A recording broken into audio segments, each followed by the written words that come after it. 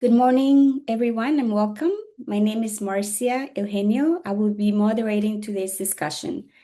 On behalf of Georgetown University's Collaborative on Global Children's Issues, we're very pleased to host today's webinar on global child labor trends and national policy frameworks. Thank you all for joining us.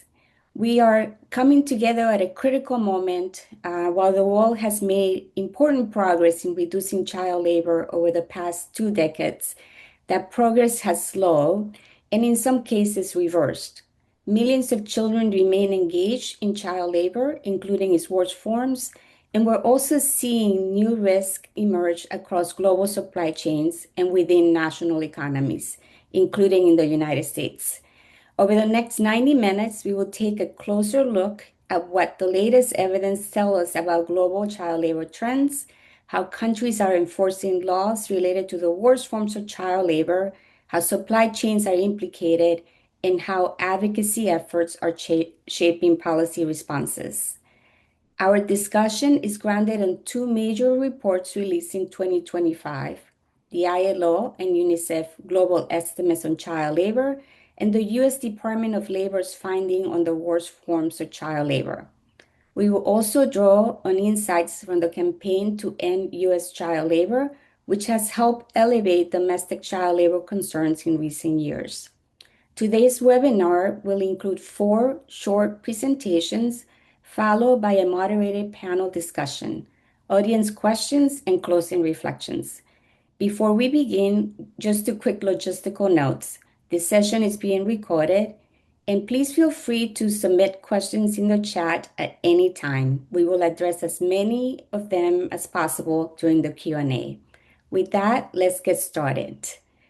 Now, let me turn it over to Amber Barth from the ILO Office for the United States and Canada. Amber will set the stage by outlining the global framework for addressing child labor, sharing the ILO priorities for 2026, and highlighting the upcoming global conference on the elimination of child labor. Over to you, Amber. Good morning, good afternoon, everyone. Let me start by just taking a second to thank you, Marcia and Anik, for bringing us together today. We all know that you have put a lot of effort into the eradication of child labor in your previous capacities, and I think it's great that you're using this newfound platform to continue to elevate those issues. So thank you. I think I know some of you, most of you, that I'm seeing have connected. For some of those who I haven't had the opportunity to meet, my name is Amber Barth. As Marcia said, I'm the director of the ILO office for the US and Canada. I'm willing to bet that everybody on connected today has heard of the ILO and has worked with the ILO in the past, but probably more familiar with the work at the global level, which my colleague Federico, you'll hear from soon. But maybe less familiar with the work that we do through the office in the US and Canada here in DC. Our office is the main bridge between the US and Canadian governments, social partners, and also other stakeholders. So we work extensively here in the US with the executive branch. Some of you we've worked with in your previous capacities over at ILAB. But increasingly so, we're also trying to expand our footprint on the legislative side. As you know, the US support for the ILO's global effort to eradicate child labor, particularly as part of the Hark and Engel protocol before, was really instrumental in advancing this agenda internationally. And that history does matter. It reminds us that what is possible when there is sustained political attention. So we are looking to increase our efforts on the Hill. Today, in particular, the US administration, we know, has prioritized trade and tariff policy as a key input of its foreign policy. And the ILO fundamental principles and rights at work, for which child labor is, of course, part of that, has been included, and there does seem to be renewed opportunity there through this changing policy, changing approach, but still tremendous opportunity, I think, to continue elevating these issues. But we do know that education still needs to be done. We're working with so many new folks, both on the executive branch and on the legislative branch. And it is particularly eye-opening, actually, when we do have meetings on the Hill that many have never heard of the ILO, many are not familiar with the work that we do.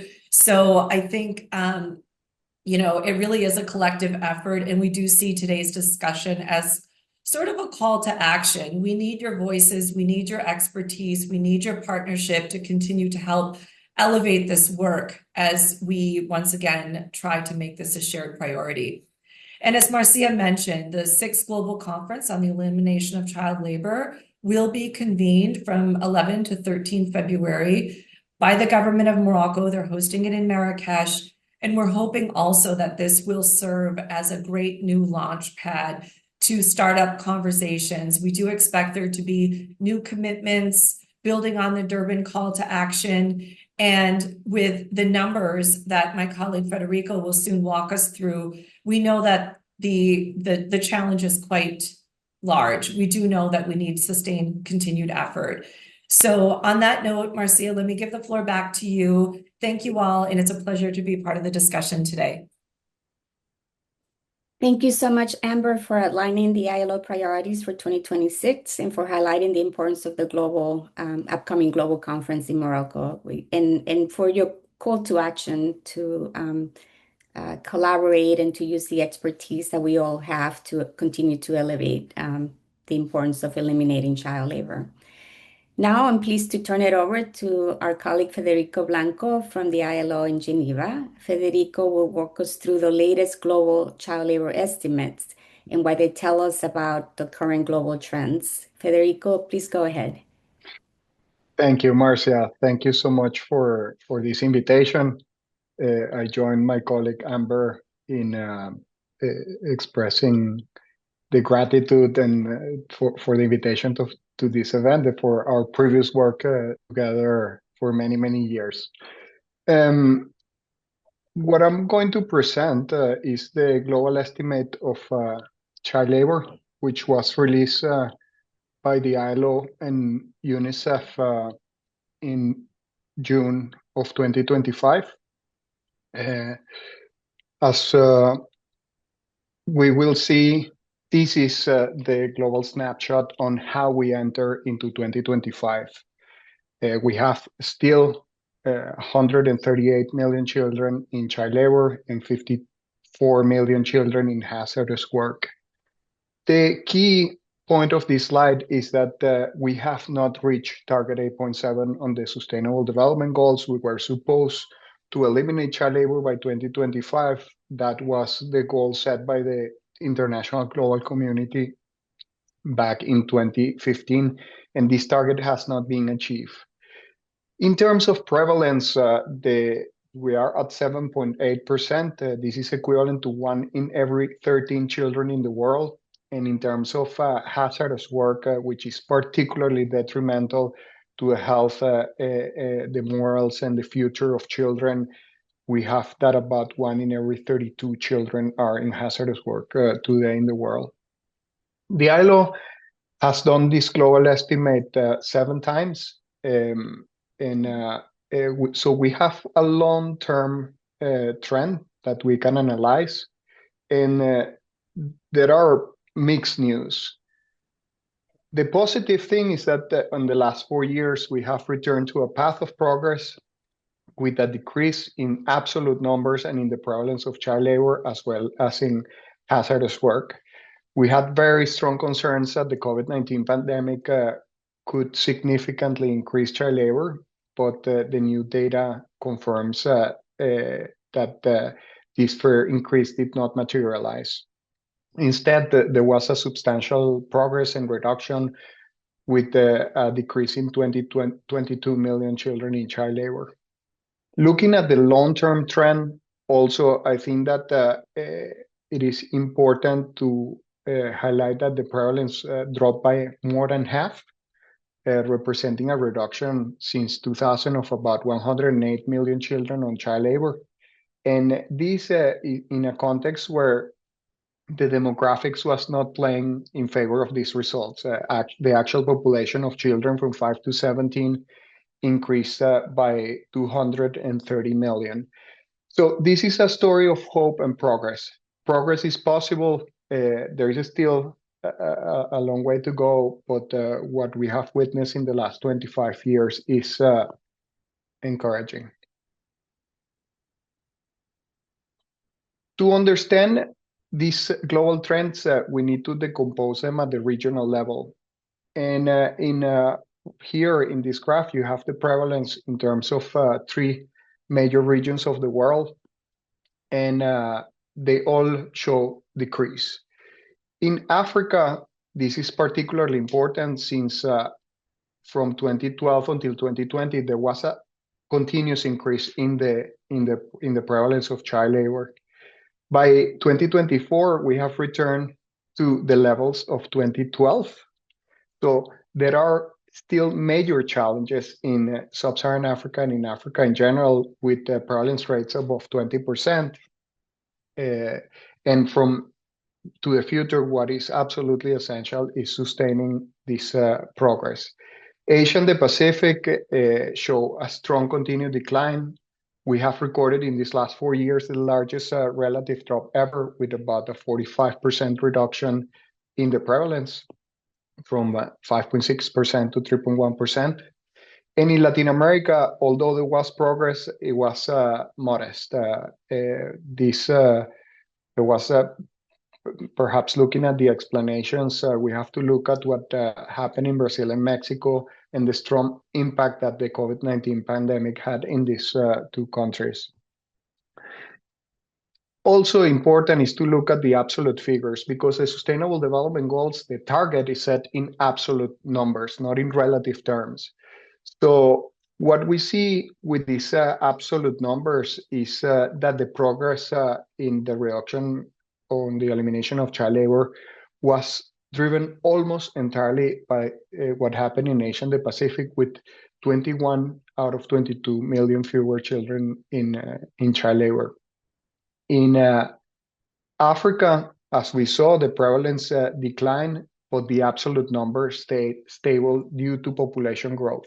And I think that going forward, we need to really focus on demographics dynamics to understand why the trends are behaving in a certain way, and what to expect in the future as well. And we will reflect a little bit about demographics as well. In Latin America, the decline was very modest. The population and the demographics are playing in favor of this decline, even though it was modest. The global estimate also presents scenarios looking to the future. What happens if the prevalence remains constant in these three regions? We have a substantial increase in child labor from now until 2060. And this is precisely because of the demographics. The population is significantly increasing in the African continent. Therefore, if prevalence remains the same, these absolute numbers are going to increase in the future. And they are going to remain somehow stable in Asia and the Pacific and in Latin America. If the current pace that we have witnessed in the last 4 years continues, we will arrive at 2060 with almost very few numbers of children in child labor in Asia and the Pacific and in Latin America and the Caribbean, but still about 49 million children in child labor in sub-Saharan Africa. And if the fastest pace that we have witnessed, so that we know it's possible, is replicated, we will have around 29 million children in child labor in 2060. So the challenge is significant, and this needs to be taken into consideration in the post-2030 framework. When we set the new targets, when the global international community sets the new targets on the elimination of child labor, this is part of that discussion. These are the demographic patterns, and this is what I was pointing out. In sub-Saharan Africa, there is, for all of our key age groups, we expect a significant increase in the population, while in Asia and the Pacific and Latin America and the Caribbean, these numbers are declining because of the demographic transition.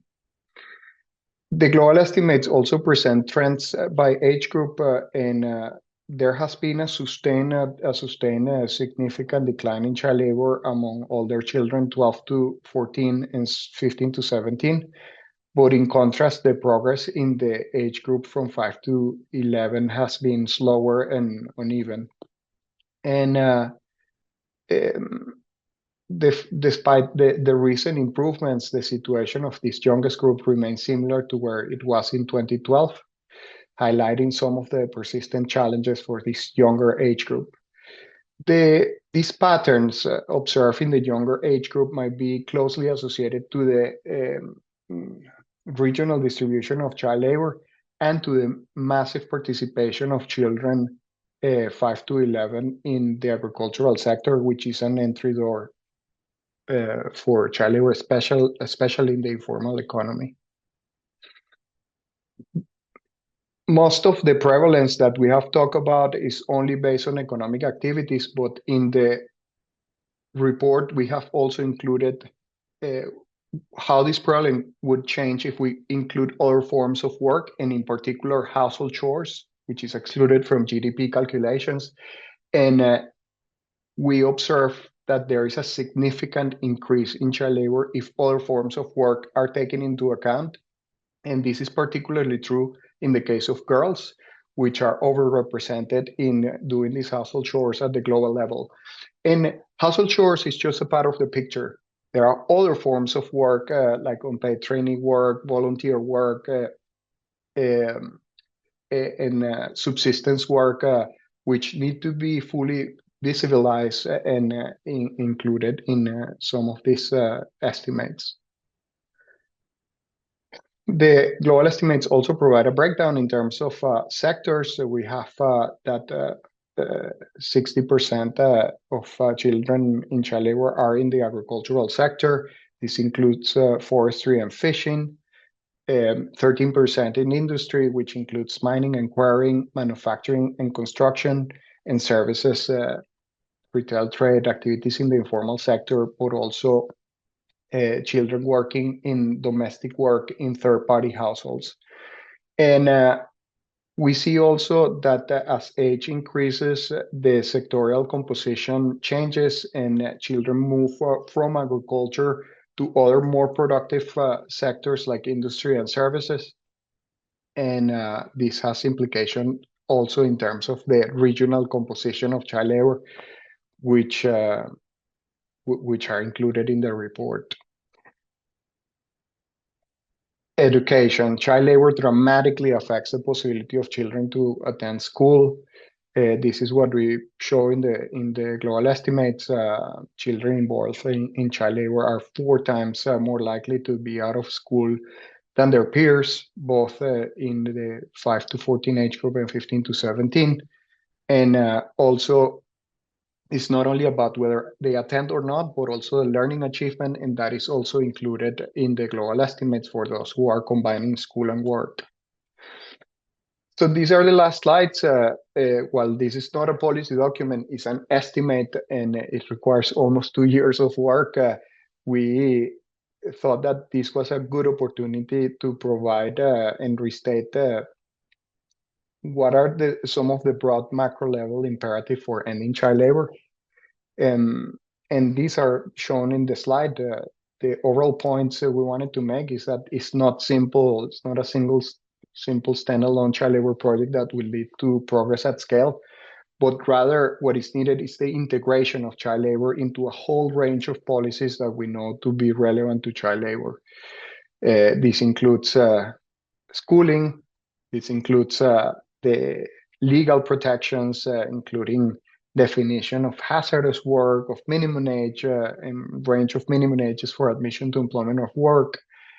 Decreasing vulnerability is very basic and very important, and that's why the universalization of social protection is at the basis of the elimination of child labor. And there are lots of challenges, not only in Africa, but also in Asia and the Pacific and Latin America in terms of coverage. Can talk about that later.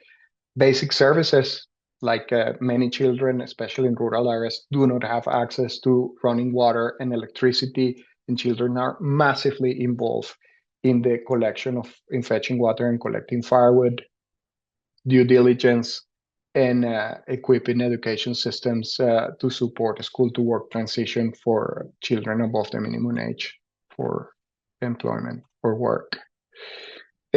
Last is that we need tailored approaches across regions and contexts. We know what the determinants of child labor and what the policy imperatives are, but the relative importance of these policy imperatives are different in terms of countries and in terms of regions. So we need the evidence with the data to understand and to do this analysis, understand, in a certain context, what is important and what are the root causes of child labor. And we need also subnational data. As we have progress in many settings, including Asia and the Pacific and Latin America and the Caribbean, child labor is going to be concentrated highly in pockets and difficult to identify through traditional surveys. So we need other set of tools to identify these pockets and take action. Thank you.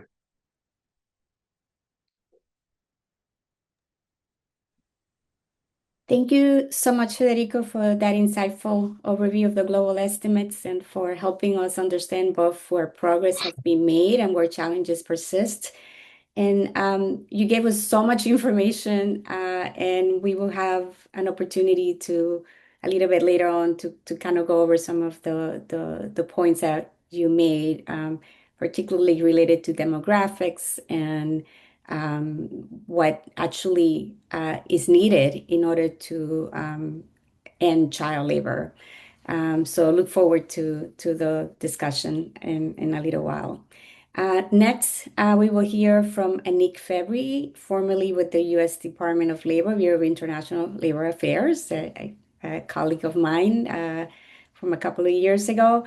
And now Anik is also a senior fellow at Georgetown University. Anik will focus on discussing or reviewing the 2024 findings on the worst forms of child labor, highlighting how governments in 131 countries are addressing the worst forms of child labor and where significant gaps remain. Over to you, Anik. Thanks, Marcia. And I just want to say thanks in advance to Carrie, who's fielding my slides for me while I present this morning. So we'll go over some brief context for the report, and then rather than walking through country by country details, I want to focus on three things: what the report is telling us at a systems level, how that message has evolved over the past few years, and what's new in the most recent edition. I'll end with a few implications for research and policy going forward. Next slide, please. So just a brief refresher on the child labor report. It was congressionally mandated by the Trade and Development Act of 2000. It requires an annual assessment of child labor efforts in 131 U.S. trade beneficiary countries and territories.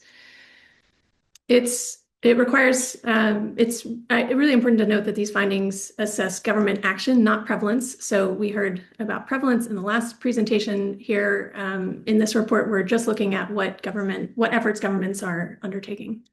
Each country is ranked on a scale of 5 possible designations, from significant advancement, which represents the most improvement in government efforts year over year, to moderate, minimal, or no advancement.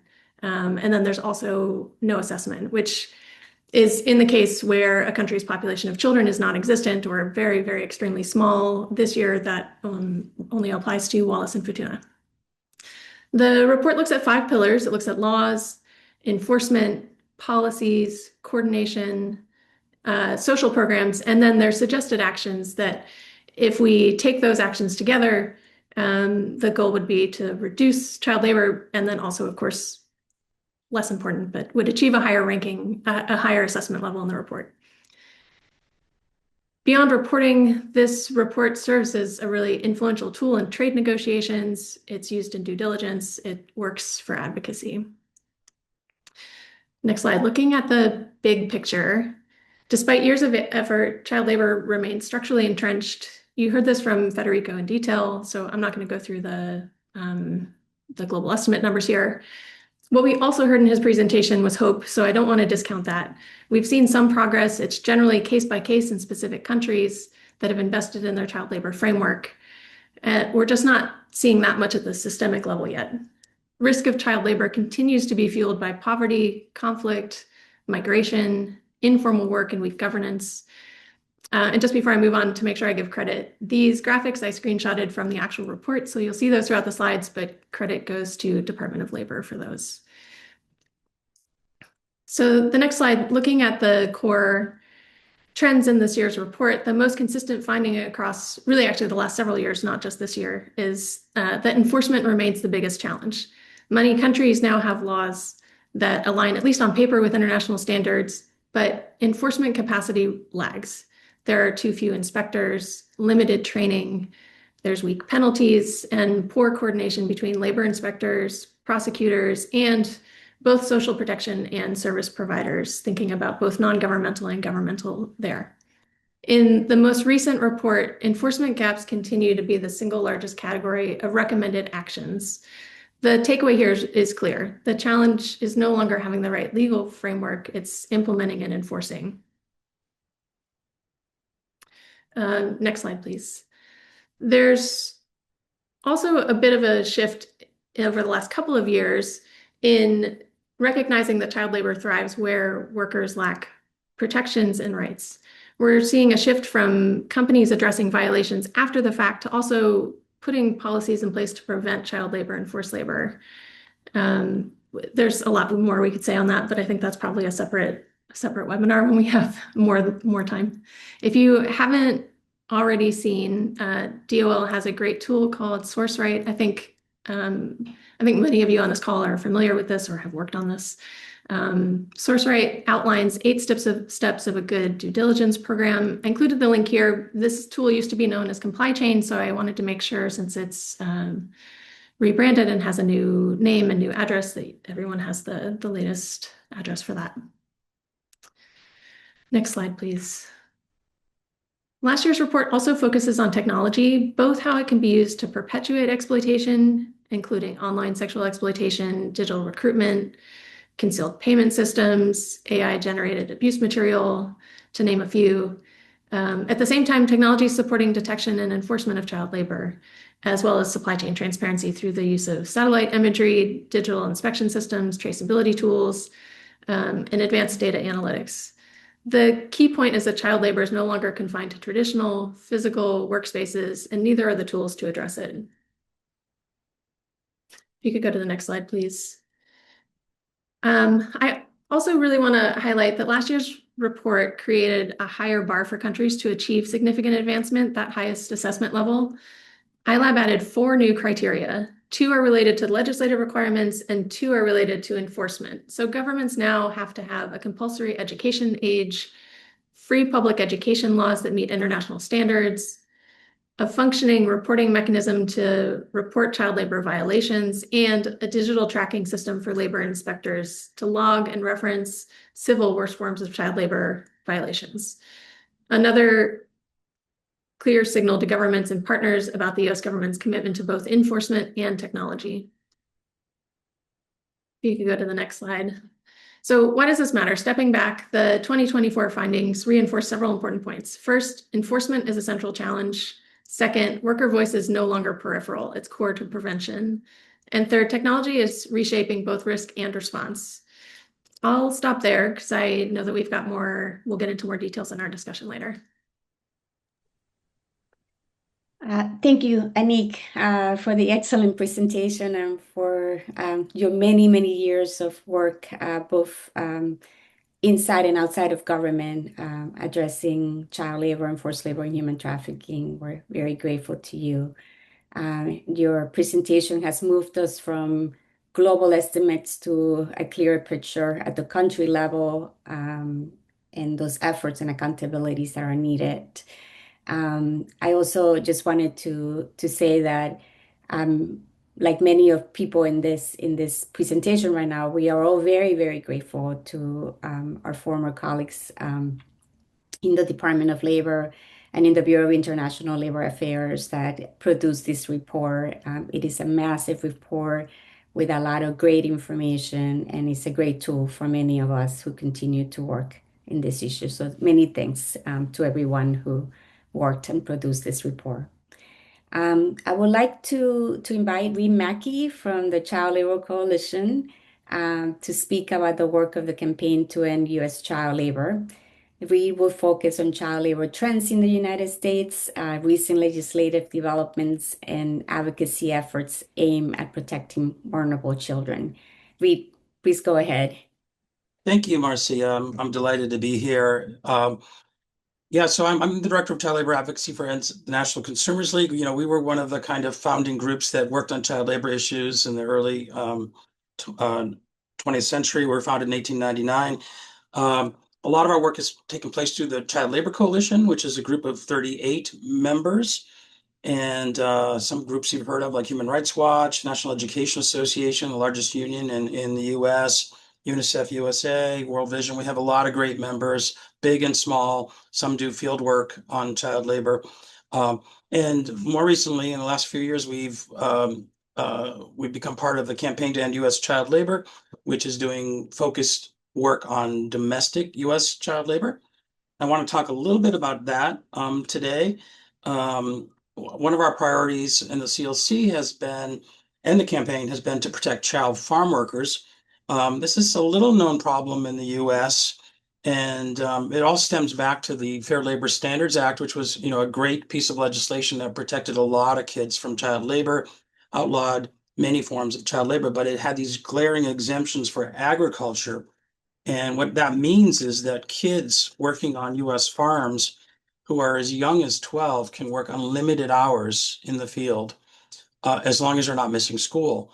And so we see kids who are, you know, 12, 13, 14 years old working 10, 12-hour days doing backbreaking labor, mostly harvesting fruits and vegetables, and you know, in really difficult conditions, subjected to pesticides. And it's just ironic that the US allows so many kids to work in agriculture because it is a really dangerous sector. We have fatality rates that are 4 times the other sectors. We have lots and lots of injuries. Now, over the years, we've had some really great solutions to this problem, including the Children's Act for Responsible Employment and Farm Safety, which has been around since the 1990s, the mid-90s. And it's a great bill. It would raise basically the base age of child farm work from 12 to 14, and it would raise the age of hazardous child farm work from 16 to 18, which is, you know, the age for hazardous work for all other U.S. workers. So we really don't understand why this exemption has existed this long, but we're up against a very formidable lobby in the farm lobby, which really doesn't like to be regulated and has fought change. So you know, we're hopeful someday that we'll get this through. I think in the last 20 years, there was only one time during the Obama administration where we thought the CARE Act might pass the House of Representatives. We had over 100 co-sponsors. We've also done a lot of focused work on U.S. tobacco. Both the campaign and the CLC have done a lot of work on protecting children from tobacco work, which holds dangers because of the toxic nature of nicotine. It's a neurotoxin. Kids who work in the fields get sick, and a lot of them wear protective plastic garbage bags. Basically, they punch holes in garbage bags and they work in the fields in a desperate attempt to keep nicotine off their skin. So, and you know, tobacco work is really it holds many dangers. It has a lot of pesticides and really excessive heat. The U.S. states that grow tobacco are hot states in the summer. So that's a real problem. In recent years, child labor has become in the headlines, and that all happened kind of in early in 2023 when the U.S. Department of Labor issued an investigation findings in meatpacking, and they found over 100 kids working in 13 facilities in 8 states. the kids were working on the night shift and they were cleaning the facilities. And some of the kids were as young as 13 and they were using caustic chemicals. And the way this was discovered was that a teacher noticed that one of her students had chemical burns. So super dangerous work, highly illegal, but the kids were getting in the plants. And at the same time, there were also kids getting into the Hyundai supply chain in Alabama, working in auto supply factories. And these were also often unaccompanied minors and mostly from Central America. So these got a lot of headlines. Hannah Dreier did a lot of reporting in the New York Times. She won a Pulitzer Prize for this. And really a big concern. I will say that the Biden administration, DOL, Wage and Hour, did a really good job of trying to enforce this and came up with some innovative strategies to combat it. We were very pleased about that. At the same time, there were a lot of kids being found in fast food, mostly working extended hours, which may sound innocuous, but we know that when kids work more than 20 hours a week during the school week, that their grades drop and their school completion drops. So I'm going to stop here because we've got a lot of territory to cover, but thank you very much. And I hope to talk a little bit more about some of these initiatives in the questions. Thank you so much, Reed, for that great presentation and for highlighting some of the challenges of addressing child labor in the U.S., particularly in agriculture, and more recently, some of the cases that we've seen in meat packing and in the auto industry and in food services as well. So, and just as a note, thank you so much for your longstanding leadership and advocacy to advance the elimination of child labor in the United States and around the world. The Child Labor Coalition has really led the way in bringing many civil society organizations together to continue this discussion and to continue to advocate for children all over the world. Now we're going to move into a moderated discussion to explore some of the themes that have come up across the presentations. I will start with a question on the global trends directed at Federico. Federico, based on the 2024 global estimates, what do the data tell us about what contributed to the significant reduction in child labor since 2020? And looking ahead, what do you see as the major obstacles to eliminating child labor altogether? And a third question to that, and which interventions have proven the most successful or effective at scale? So it's a combination of questions there, looking a little bit at what contributed to the reduction, what are some major obstacles, and which interventions would you say have proven to be effective at a larger scale? Thank you. Thank you, Marcia. Not an easy question, but one that our report tries to answer. The report is a statistical exercise, so that as such is a major endeavor. We explore some of the key correlates of child labor in the report. We look at the conflict and crisis situations. We look at the income and in terms of the country income, GDP, by the groups of the World Bank. We look at the Human Development Index, and we look at poverty levels, we look at primary education, and we look at child social protection. Those are some of the correlates that are closely associated with child labor, and they, to a certain extent, explain the trends.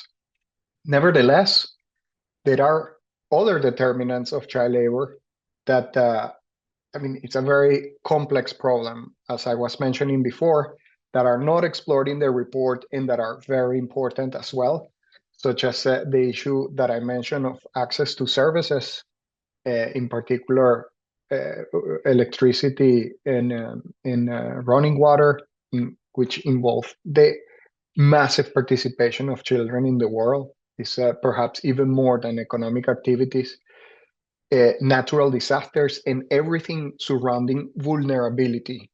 Okay, everything that contributes to the vulnerability of the household is a root cause of child labor. Access to credit as well.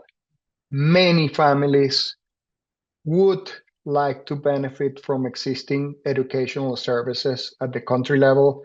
Even if they are free, they have hidden costs. They would want to have access to credit in order to benefit from those, and this is not available to them. Decent work for parents, absolutely essential. If parents have decent work, good income, good working conditions, including freedom of association and collective bargaining, which was mentioned by Anik, and I agree that is a core root cause of child labor, if not present. That is essential. And social norms. Social norms is one of the most difficult root causes to change. These institutions that are present, including the role of boys versus the role of girls, the types of work that they are supposed to be involved, which permeate into the labor market as well. In terms of obstacles, that's the other side of the coin. I think that one of the key obstacles that we present in the report is the expansion of the access to social protection. Social protection is particularly low in some regions that have been even more or less successful in eliminating child labor, like Asia and the Pacific, that has around 22% of social protection targeted to children. And of course, these have been offset by the income effect of the extraordinary economic growth that has been achieved in some of these countries and regions. But what if the future is different? What if the economic growth that we have witnessed in the last 25 years is not sustained? In the absence of a social protection system, that can result in a dramatic increase in terms of child labor. Other obstacle that we have is the identification of child labor pockets. I think that data like the surveys that we work have disaggregation levels that are too broad, and sometimes we have problems in identifying the specific communities and the specific places where at the micro level where child labor takes place. We are working on that in terms of poverty maps, child labor maps, small area estimation, and so on. That's part of the future. And the last thing I would say is financing. ODA is decreasing in the world, and what we need now is to turn to the domestic side and have some sustainable domestic resource mobilization strategies towards the elimination of child labor, which could be associated to other topics such as debt relief and so on, but we need more resources dedicated to the elimination of child labor. Over. Thank you. Thank you so much, Federico. I think you raised some excellent points, including highlighting the one that Anik had made before about the importance of decent work and worker protections in order to address vulnerabilities for child labor. I think that that's something that we could do a whole hour on that discussion. And I think some of your other points about, the importance of social protection and addressing vulnerabilities of families and communities to be able to respond to crisis and not necessarily rely on the labor of the children in order to be able to put food on the table are really important to highlight here. I know that data is very important to all of us, and figuring out how we do more of it and do it better would be incredible. And I hope it's something we continue to work and that the ILO continues to lead the way in this area.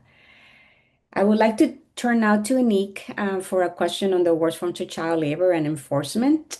Um, Anik, thanks again for discussing the DOL ILAB report. And I just wanted to get your thoughts or expand on your thoughts about the criteria, the new criteria to improve accountability for addressing the worst forms of child labor.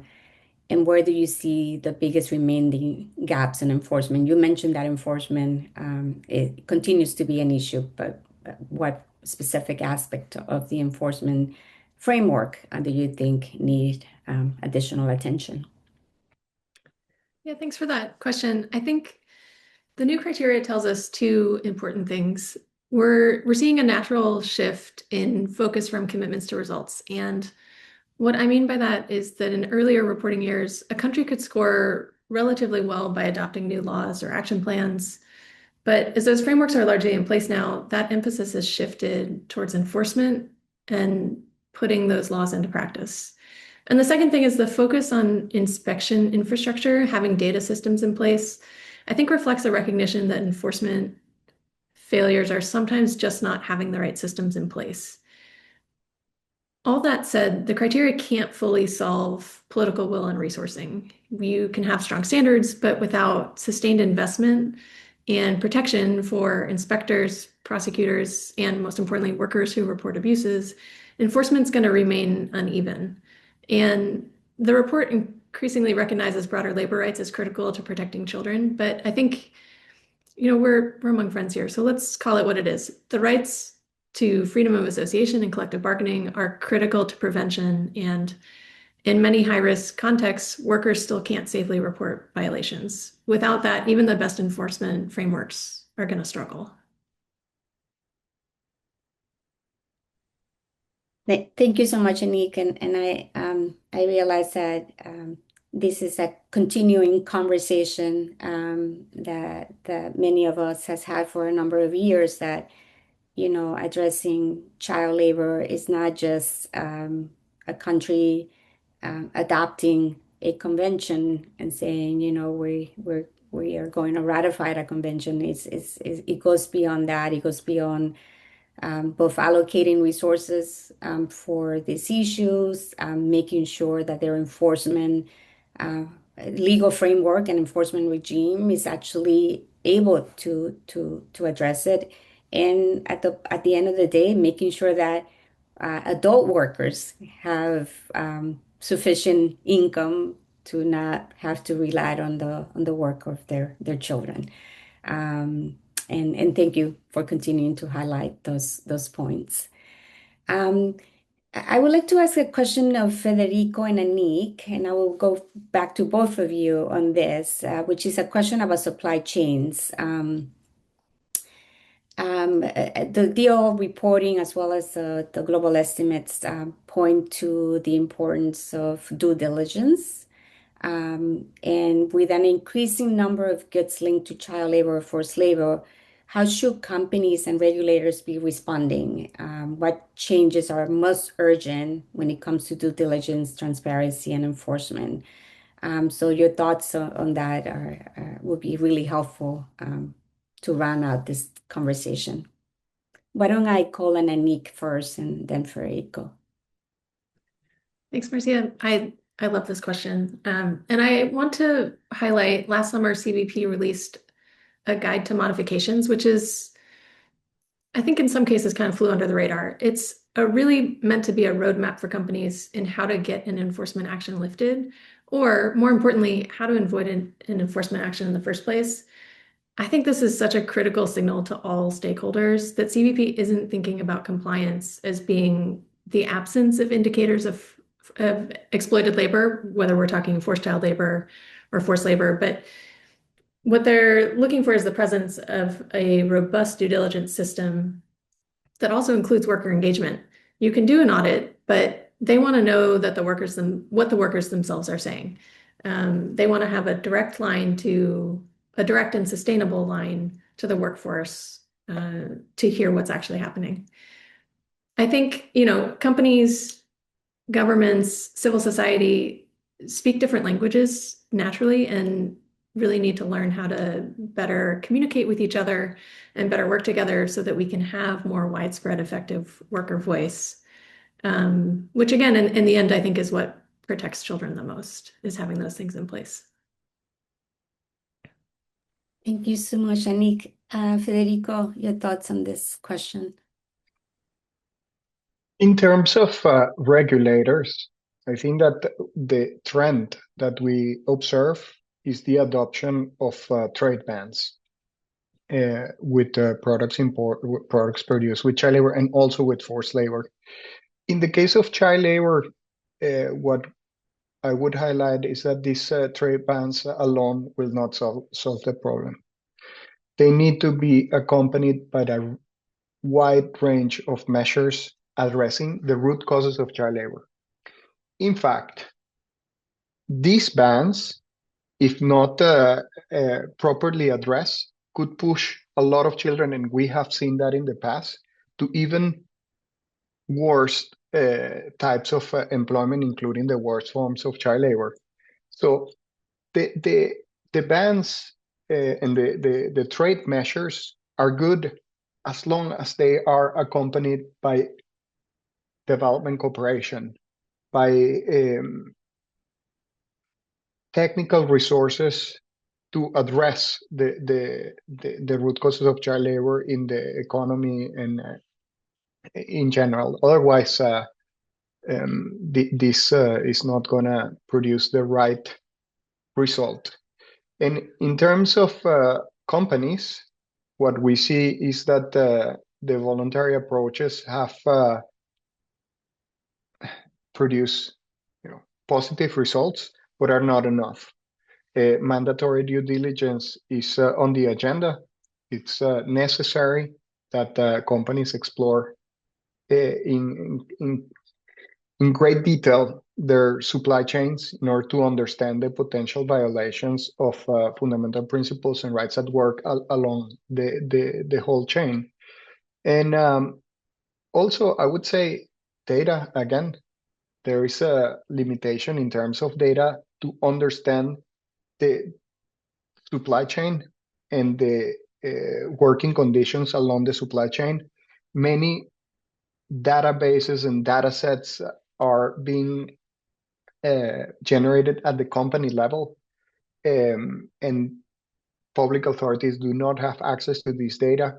So there's lots of fragmentation in terms of existing data, and that is part of the discussion at the international level. How do we use and how do we put the pieces together of this data to understand what is happening, where, and to take action? Thank you. Thank you so much, Federico and Anik, for those responses. Again, another topic that could take more than an hour to discuss, particularly how governments can use the tools that they have, trade tools that they have to advance the elimination of child labor and forced labor. And, we're increasing accountability for companies, both in terms of maybe increasing mandatory due diligence and transparency could indeed help address some of the more difficult and challenging aspects of addressing child labor in global supply chains. But I really appreciate both of your perspectives on that. I will say that Anik mentioned the CBP remediation guide that was issued. I think that I encourage participants to really take a closer look at that and look at and review the importance of really engaging with workers and making them part of the solution. Finally, I would like to turn to Reed to focus on the U.S. context. And Reed, with the recent resurgence on child labor in the United States, what strategies are civil society organizations pursuing to protect vulnerable children, and where do you see opportunities for stronger policy and enforcement responses? Over to you, Reed. Yeah, thanks. Yeah, one of the things we've seen in recent years is that a lot of the states have attempted to weaken child labor protections. And that has been a huge concern. And in some cases, those efforts were really started by conservative think tanks that, were sending around, model language to basically, expand hours that teens can work, to lower ages for certain kinds of work. And it's been a huge concern. There have been, roughly about 30 states were tweaking their child labor laws. In some cases, egregiously. Iowa, as an example, where laws were significantly weakened. So this has been a real concern for both the CLC and the Campaign to End U.S. Child Labor. And we came up with an idea that is nearly completed. We're working on a state scorecard where we'll give the states grades on how they're doing. And we have a lot of data points, maybe too many, but I think we have about 42 or 3 data points for each state. And, it's pretty nuanced. And we're hoping to come out with this report in the next few weeks. This is a report that you've been a great participant on, Marcia. We're really grateful for your expertise in the iLab report writing that you've been able to apply to this. But yeah, we're hopeful that it will give state legislators reason to pause. If they're being told, oh, these child labor laws are too onerous, we're hoping that they will take a look at this report card, see what other states are doing, and they they'll be able to fix gaps in their current law, and basically be more contemplative before they just willy-nilly weaken protections. So we're pretty excited about that. Thank you so much, Rita. I think that child labor scorecard is going to really perhaps increase the knowledge base about where there are gaps and by where progress is being made in the United States in terms of legislative responses to child labor. And it will be a great tool, I believe, for many, well, for governments, state level governments, as well as for advocacy groups that are working on this issue. So thank you so much to you and the rest of the team for working on that. We have received a number of questions from the audience, and thank you everyone who have submitted questions in the chat, and we will try to get through as many of those as we can. I think a number of the questions seem to be similar, and they focus a lot on supply chain issues and child labor and global supply chains, both looking about where enforcement opportunities lie and what individuals actually can do and how they can contribute to that effort. So I'm going to turn it back. And I'm going to ask maybe Anik to maybe take this first question. And then I have a slightly different question for Federico and also Reed, if you can comment on this. But let me turn it to Anik. Anik, just a question about eradicating child labor and global supply chains, and specifically enforcement steps that can be taken, as well as what individuals could do. Thanks. I think that's a great question. I feel like I'm going to sound like a broken record, but I really do think it's one of the most impactful policies that we have right now is at least in the US, is the Tariff Act. Well, I'm going to go ahead and say it globally, is the Tariff Act. And I know there's a lot we need to think about with import bans. There has to be funding and resources. There has to be political will to actually do this. We've seen, I think, a fair bit of struggle on the part of Mexico and Canada over the last 5 going on 6 years now to implement their import bans, and with a whole host of new countries that arguably have less resources. I have a lot of questions about how that's actually going to play out. But if we're talking sort of blue sky, I think what we've seen here in the US is a shift from, I think what we are seeing, let me put it in present tense, is a shift from thinking about compliance and checking the box and having the right contract language, the right language in your contracts, to thinking about remediation more holistically. And I realize so far that shift has come mostly from our own government, but I think it needs to start there, and then the companies will follow, because they have to. And so thinking about that remediation holistically, and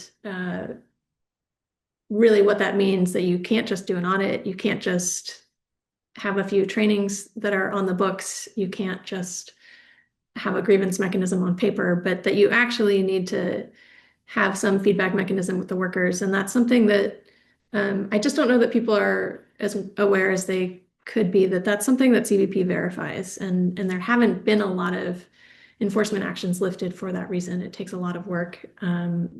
It takes a lot of work to verify that. And it takes a lot of work for, obviously it takes a lot of work to remediate that. So I think with all of those caveats, that import bans is a big part of our policy solution, recognizing again that there's so many challenges with how that's implemented, and that not every country is going to have, as Federico talked about, not every country has the right policy framework in place to support that right out of the gate. But I think in the US, we're seeing good progress on that front.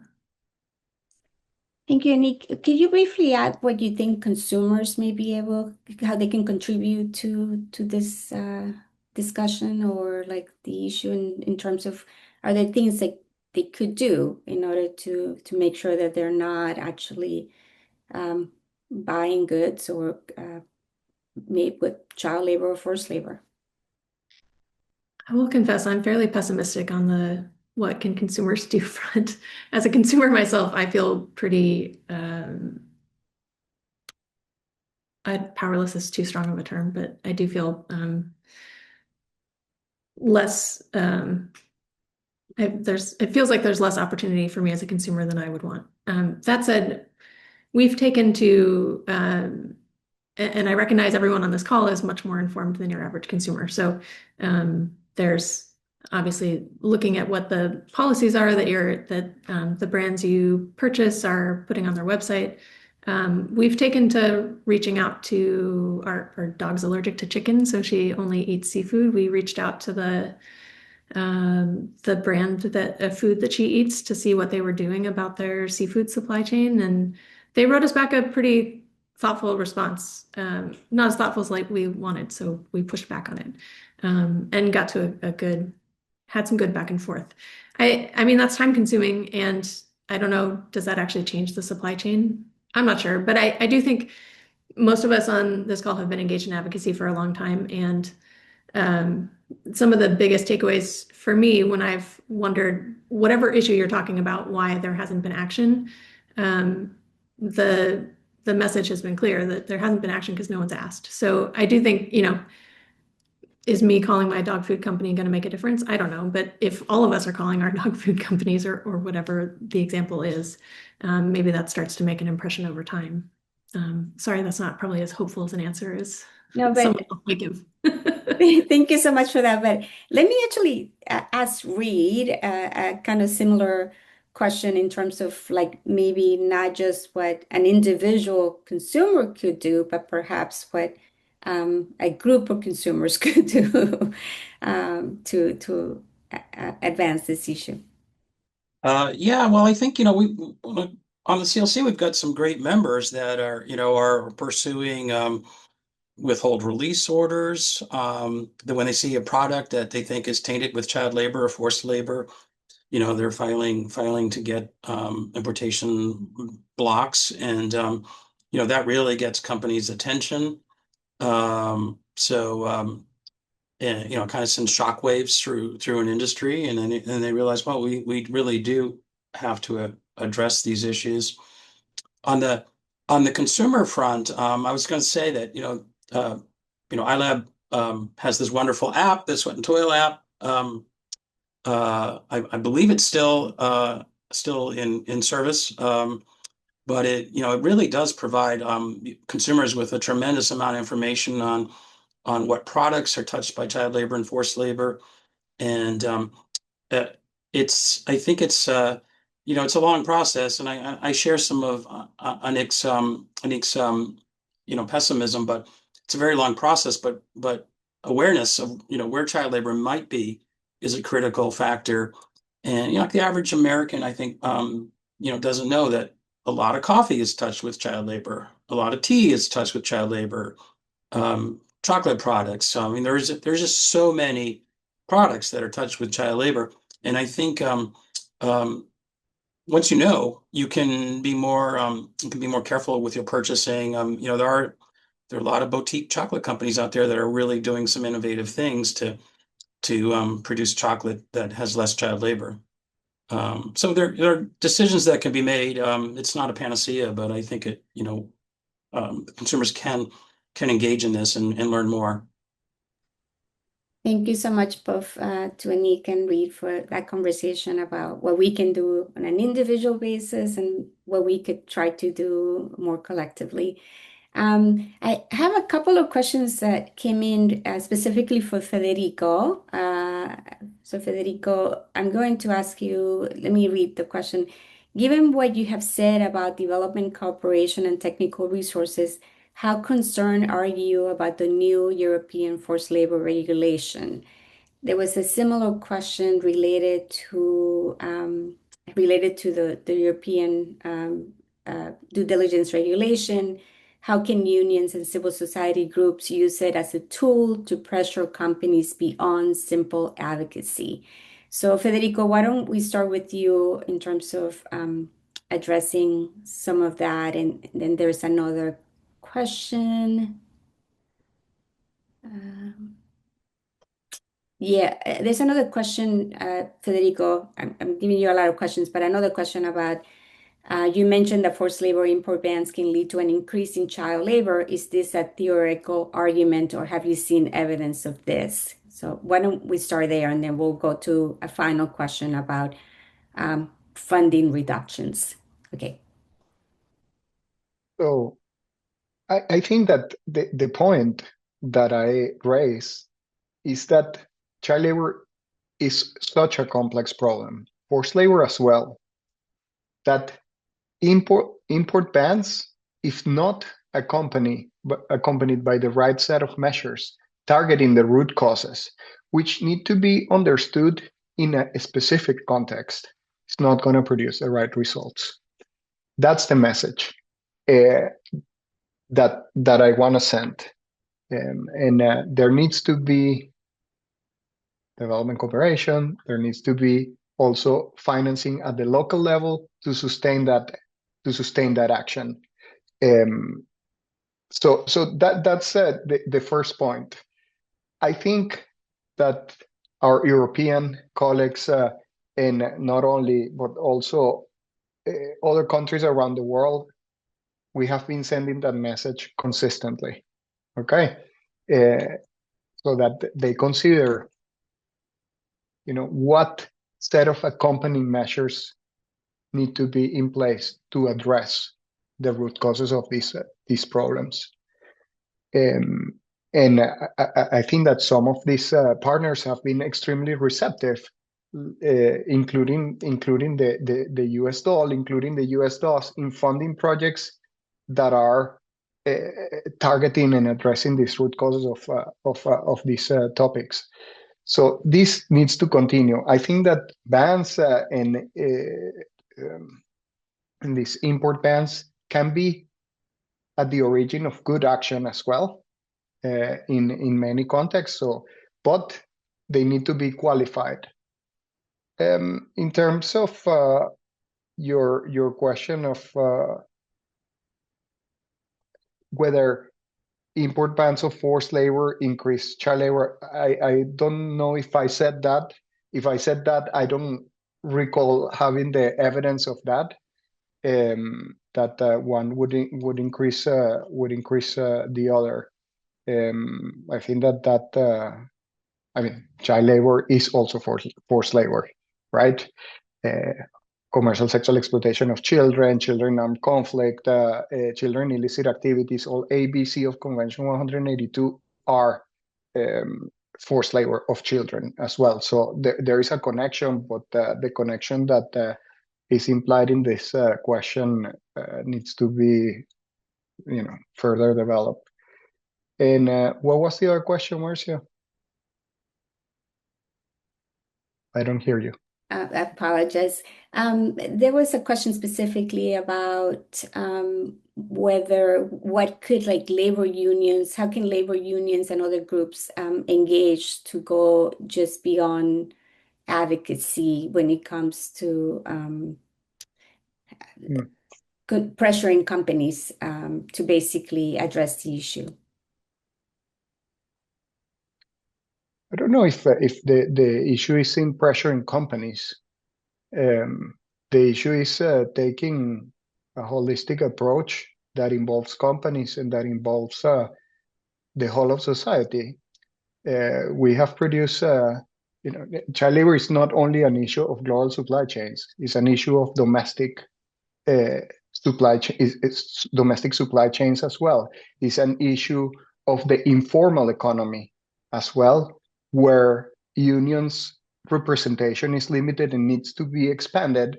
So there are many other domains, not only in terms of pressuring companies, that where unions can play a big role.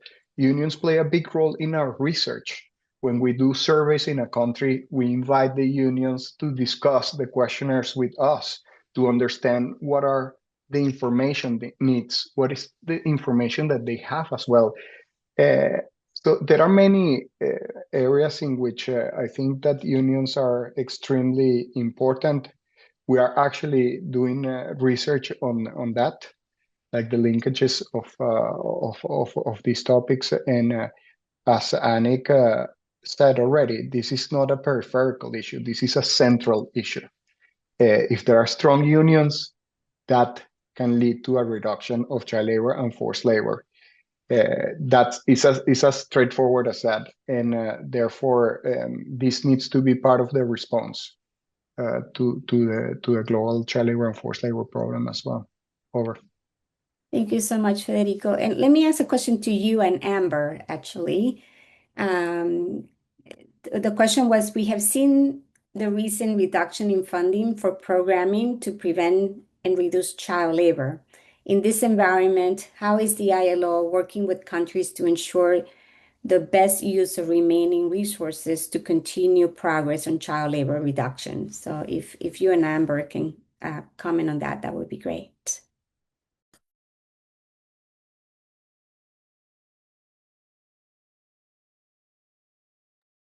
Why don't we start with you, Federico? Yes, I mean, last year was really challenging, and we don't have, a saying in how different countries determine their priorities. So, I mean, that's a given. We try to do the best with what we have. And also, this is an issue that is much bigger than any organization. It's an issue that where all the actors, the global movement, the worldwide movement against child labor, is much bigger than the ILO. Okay, so we have tried in the long term to mainstream these issues into national policies. Mainstream, for example, the something that you know pretty well, that is the issue of data collection. We have been trying to mainstream this issue so that countries fully engage themselves into the production, the analysis, and the elaboration of policy recommendations. Our objective is that. We also have adapted and also have mobilize additional resources from other donors and so on. This is a moving target, and we need to move with the system as it is. There is a very important UN reform process that is ongoing as well, that is independent from any donor. That is the UN80 reform process. We're trying to optimize our process internally as well, and see how we can best serve the interest of our member states. That's what I have to say about that. Thank you. Thank you, Federico. I know it's a challenging environment for everyone working on this issue, both at the local level, but also with resources coming from public sources, governments, but also from the private sector.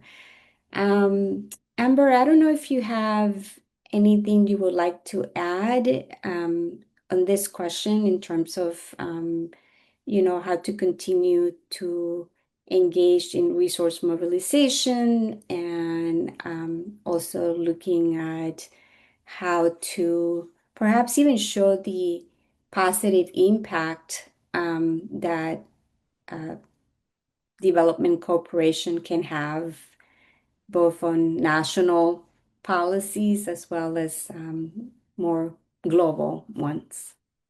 Yes, thank you. Building on what Federico has just said, I mean, I think this is part of a massive reset. I think that is very clear, right? I mean, it's a massive reset that is going on within the multilateral system, also in terms of shifting responsibilities. I think the priorities are still there, but who pays and how we go about doing the work that we do is, I think, what's in question. And internally in the ILO, we're going through that exercise as well. I mean, if we want to look at it from from more of a positive lens, which hasn't been easy, but I do see that there is some really good lessons that can be drawn. We were forced to draw those lessons, right? And we're seeing that. It means a shifting of how we spend how the ILO spends. It's assessed contributions, it's core contributions from governments, and what that is used for to actually do core work. It's taking a look at what actually is core work and what can the ILO meaningfully do in this space, and perhaps what is best done by others. So these are really tough questions. And we're in the middle of it, but I'm sure that we will come out ahead. And hopefully these are also be conversations that'll be taking place at the 6th Global Conference as well. But I think it still does merit a good reflection from all of us, because as I think one of the points that has come out very strongly during the discussion today is that it's not just one of us that is going to make a difference. It's all of us collectively. So not trying to be redundant, but looking to see how we can work together. So, yeah, over. Thank you so much, Amber, for raising those points. I think you're absolutely right. I think it's an ongoing conversation, and one that requires a little bit more reflection and discussion in terms of how we go from have an impact through development cooperation on reducing child labor to now kind of like being at an inflection point where the decisions that we're making today could have an impact on whether or not child labor and forced labor are actually increase or decrease in the future. So thank you for that, and look forward to having even more conversations on that topic. We're getting close to the end of our time together, and I know that there were some questions from the audience that we were not able to address, and we would try to perhaps address those in other ways and engage with the participants. I would like to thank everyone for submitting those questions to us and for giving us more food for thought here in conversation. As we begin to wrap up the seminar, I have one final question for the panelists. I will ask you to give me a 30-second answer if you can. But given your current roles in the work that you're doing, what gives you hope when it comes to advancing the elimination of child labor? What are you seeing in policy, practice, partnership, or advocacy that makes you optimistic about progress ahead? And I will start with Amber as the first respondent. Excellent. Well, I am seeing some positive traction that we're having with our development cooperation partners. I think the conversation has shifted slightly, but I do still think that this is an issue that is elevated. And I do, as I mentioned in my opening remarks, Marcia, the United States government in particular, which remains the ILO's top donor and top partner, largest funder to the ILO, is still integrating these issues in some of its high-level trade discussions. And there can be a number of conversations about the effectiveness of that and how well it's going to play out. But nonetheless, the issue is still there. So I'm looking at this from a glass half full. Great. Thank you so much, Amber, for that. I really think that we need to use all the tools at our disposal at this point. So thank you. How about you, Reed? What gives you hope? Well, we've had some pretty nice victories in the last year on the state level fights. In Florida, they were looking at a bill that would allow teenagers to work all night before school. And that passed the House in Florida, and the Senate decided that that wasn't a good idea. And a lot of NGOs have really engaged in groups like Florida Policy Institute, and in Ohio, a Republican governor vetoed a child labor bill that would have expanded hours for teens to work from a federal level of 7 p.m. to 9 p.m. on a school night, and Governor DeWine said we didn't really see any purpose for this. It's not really needed, and we want to protect kids' education. So I think that there's more reflection happening now than just kind of willy-nilly attacking these laws. So I'm kind of encouraged by that. Great. Thank you so much for that, Reed.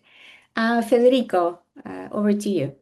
I'm very optimistic, very optimistic. If I see the last 25 years, there is a story of hope and progress. That is undeniable. There is progress in every region of the world, even in the regions where this problem is more pervasive and expanded. I have seen a change in my own lifetime in terms of institutions as well. There are such strong institutions addressing child labor in many regions of the world. And this is something that takes time to build and is very difficult to erase as well. So the institutional setting is there. And then the interest, what Amber just mentioned, the interest on child labor, on forced labor is not going away. It's increasing. There's more and more partners getting engaged in this topic, more and more countries wanting to address it. So for me, the picture of the future is challenging but encouraging by all means. Thank you. Thank you so much, Federico. Really, really impressed and gratified by that progress that has been made over the last 25 years, 30 years. It's taking a lot of work and effort from people like you and many others at the ILO, governments, local communities, individuals who have come together to move the issue forward. It literally takes not only a village, but a global effort to make that difference. Anik, how about you? What gives you hope? I think two things. The US is looking at remediation and specifically worker engagement as criteria for enforcement against companies, which is really encouraging to me. I think that's one of the more significant things we've seen come out of the US government in the last year. And then two, Federico really covered it. we're making progress and child labor is reducing. It's slow, but it's happening. And I think we've seen this in iLab's child labor report over the last decade, or let's say over the last 25 years, that the legal frameworks, the policy frameworks, that national action plans are in place now. So, and if you look back at a report even from 10 years ago, that just wasn't the case in terms of governmental efforts. And so it's encouraging that we're seeing those steps. And I was really encouraged to see the estimates today. Thank you so much, Nick. Indeed, a lot of progress has been made and it's been documented, and we all can look at what has made and is making a difference and hopefully continue to build on that. I am hopeful and grateful just listening to all of you. I think we have big challenges ahead, but we also have great opportunities, and we have just as is shown today, a coalition of the willing and people who are and organizations that are willing to continue to engage, to even with limited resources, to continue to do this work and continue to make it a priority. So really grateful to all of you. I'm grateful for you all, the panelists, sharing your insights and your expertise. I'm grateful for the audience for submitting really great questions. And on behalf of the Collaborative on Global Children's Issues, we appreciate your participation and your continued commitment to advancing the elimination of child labor. A recording of today's webinar, along with the reports and resources that we discussed, will be shared on the Collaborative website. And we also encourage you to visit the Collaborative's Resource Hub, which we will continue to update with tools and research and resources related to the elimination of child labor. Thank you again for being part of this discussion. We hope it contributes to your work and ongoing efforts. And with that, we will conclude today's webinar. I hope everyone has a safe and great rest of your day. Thank you.